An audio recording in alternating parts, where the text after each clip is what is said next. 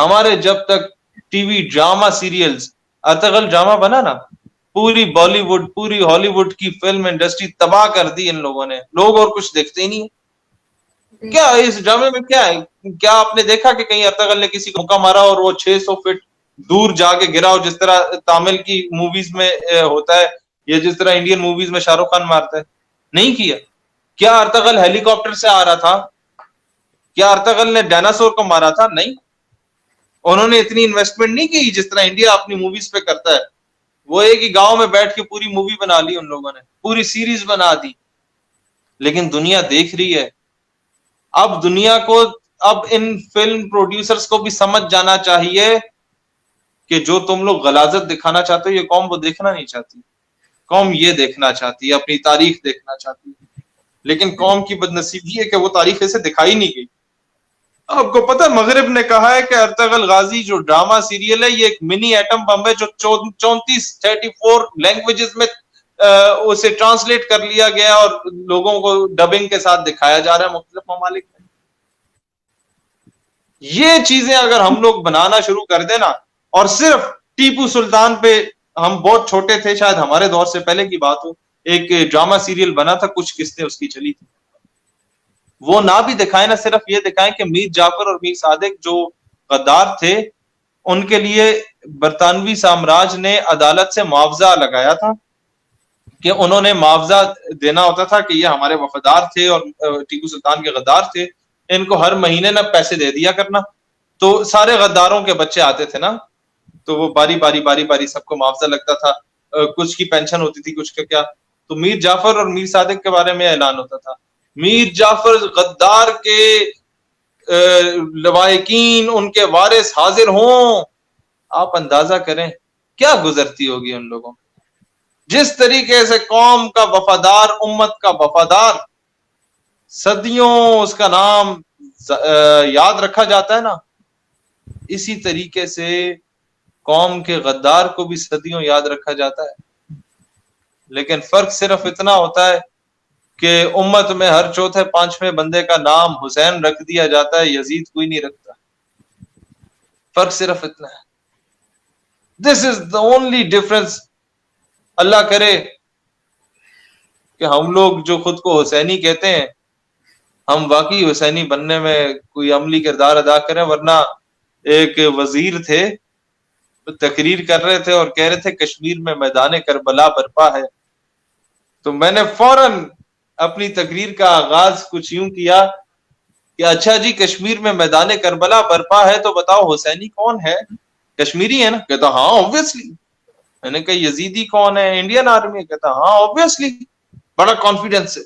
میں نے کہا ابھی ذرا اسی کانفیڈنس سے مجھے بتاؤ کہ کوفے والا کون ہے؟ خاموش امت ہمیشہ کوفے کا کردار ادا کرتی ہے. کہیں ہم لوگ وہ کوفے والے کا کردار تو ادا نہیں کر رہے معذرت کے ساتھ، بحیثیت قوم، بحیثیت امت. ڈرو اس دن سے. میں اس پاکستانیوں کو کہتا ہوں، اس امت کو کہتا ہوں، جب ہمارا شمار ان کوفے والوں میں سے. وہ ایک بندے نے شعر لکھا تھا، کہتا ہے میرا حسین ابھی کربلا نہیں پہنچا، میں حر ہوں اور لشکر یزید میں سے ہوں، کہ ان کے انتظار میں سے ہوں کہ فوراً پھر ان کے لشکر میں شامل ہو جاؤں. حر کا رول پلے کر لو، کچھ کر لو. لیکن نہیں، تقریروں میں خوش رہیں گے یہ لوگ. تعویل کا پھندا کوئی صیاد لگا دے، یہ شاخ نشیمن سے اترتا ہے بہت جلد. کوئی آگے کہانی سنا دے، اس کی گٹوں میں بیٹھ کے کہ پیر صاحب تو اڈی کی گل ہے، واہ واہ بلے بلے بلے. یہ اس قوم کے بارے میں اقبال رحمت اللہ علیہ نے کہا تھا. بے حس ہو چکے ہیں. میں بغیرت کے لفظ استعمال نہیں کرنا چاہتا، ورنہ وہی ہو چکے ہیں. کیا کریں؟ سچ بولیں تو ان لوگوں کو پسند نہیں آتا، یہ ذاتیات تک آ جاتے ہیں. اور جھوٹ بولیں تو ضمیر مطمئن نہیں ہوتا. کیا کریں ہم لوگ تو اپسیٹ ہو چکے. تو کیا کشمیر کے پاس اس کا اپنا رائٹ ہونا چاہیے کہ وہ ڈیسائیڈ کرے وہ ایز اے سیپریٹ اسٹیٹ رہے، یا کشمیر پاکستان کا حصہ بنے گا؟ پاکستان کا ڈے فرسٹ سے یہی موقف ہے کہ Kashmir is for the Kashmiris, let them decide either to annex themselves with Pakistan, with India, or to become a separate homeland. Kashmiri جو فیصلہ کریں گے ہمارے سر آنکھوں پہ ہوگا. الحاق پاکستان سر آنکھوں پہ, علیحدہ ریاست سر آنکھوں پہ, ہمارا ان سے رشتہ کلمے کی بنیاد پہ, پہلے بھی میں نے یہی کہا تھا. ہم انہیں آزادی دلوائیں گے انشاءاللہ, آگے ان کی مرضی ہوگی, اور ہم دونوں صورتوں میں پھر بھی ان کے لیے کٹ مرنے کو تیار ہوں گے اسلام کی نسبت سے انشاءاللہ. کہ پاکستان جو ہے وہ UN سے ایڈ لے رہا ہے, تو آپ کا کیا خیال ہے اس بارے میں؟ لوگ آپ کا پرسپیکٹو جاننا چاہ رہے ہیں کہ کیا وہ ایز اے بیریئر ایکٹ کر رہا ہے کہ ہم کشمیر کے لیے آواز نہیں اٹھاتے, یا ہم اپنا ہر مسئلہ انہی کی طرف لے کے جا رہے ہیں؟ میں اگر کسی کو قرضہ دیتا ہوں نا تو میں اس سے ایکسپیکٹ کرتا ہوں کہ وہ میرے بوٹ بھی پالش کرے, میری گاڑی پہ بھی کپڑا مارے, اور میں اسے اگر لات بھی مار دوں نا تو اس کی جرت نہیں ہونی چاہیے بات کرنے کی. اسی طریقے سے کوئی ہمیں قرضہ دیتا ہے نا تو وہ پھر ہماری بیٹی بھی عافیہ صدیقی کی صورت میں اٹھا کے لے جاتا ہے, وہ ہمارے 2 بچوں کو ریمنڈ ڈیوس کی صورت میں شہید بھی کر دیتا ہے, ہم کچھ نہیں کہہ سکتے. وہ کرنل جوزف کی صورت میں اسلام آباد کی سڑکوں پہ ہمارے بچے کو اپنی گاڑی کے نیچے کچل کے بھی چلا جاتا ہے, ہم کچھ نہیں کہہ سکتے. قرضہ بہت گندی چیز ہے, لہٰذا میں حکام بالا سے یہی کہوں گا, قوم سے کہہ دو کہ جب اتنی مہنگائی برداشت کر رہے ہو اور زندہ ہو, بجلی کے بغیر بھی زندہ ہو, پانی نہیں ہے گدلا پانی پی کے بھی زندہ ہو, تو گھاس کھا کے بھی زندہ رہ سکتے ہو. وزیر اعظم پہل کرے قوم کرے گی. وزیر اعظم باپ کی صورت ہوتا ہے, جس طرح خان صاحب نے فرمایا, باپ پہلے گھاس کھائے, بیٹا گھاس کھانے کو تیار ہوگا. مسئلہ صرف یہ ہے کہ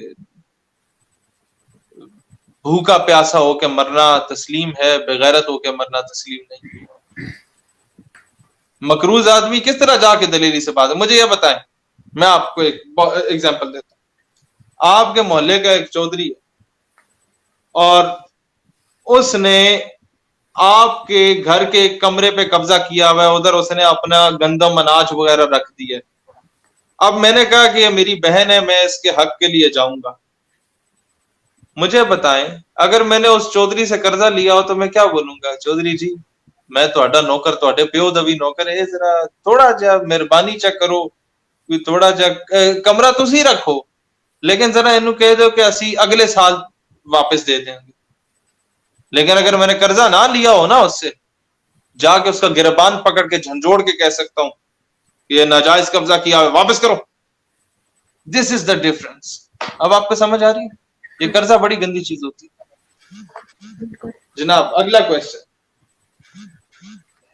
سر یہاں پہ ایک بتے کا سوال ہے جو پوچھ رہے ہیں کہ what will be the role of other Muslim countries like Saudi Arabia and Turkey and Iran if ہم اگر وار کی طرف جاتے ہیں تو ان باقی ممالک کا کیا رول ہوگا, جس میں نہیں کیوں آپ ان کے رول کا کیوں آپ کو انتظار ہے؟ آپ نے جب افغانستان پہ امریکہ نے چڑھائی کی تھی, آپ کا کیا رول تھا؟ عجیب بات ہے.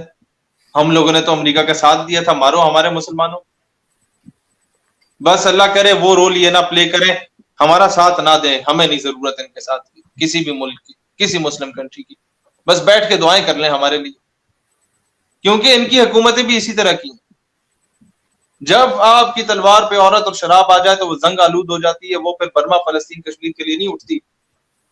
تو میرا یہی موقف ہے کہ ہمیں خود اپنے حصے کی جنگ ہمیں خود لڑنا پڑے گی, اور کسی ملک سے آپ توقع نہ رکھیں. نہیں ہے. اگر یہ صرف اسی لیے ہے کہ مسلمان بہن بھائی وہاں ہمارے تشدد کا شکار ہو رہے ہیں, تو پھر باقی مسلم ممالک اس معاملے پہ آواز کیوں نہیں اٹھا رہے؟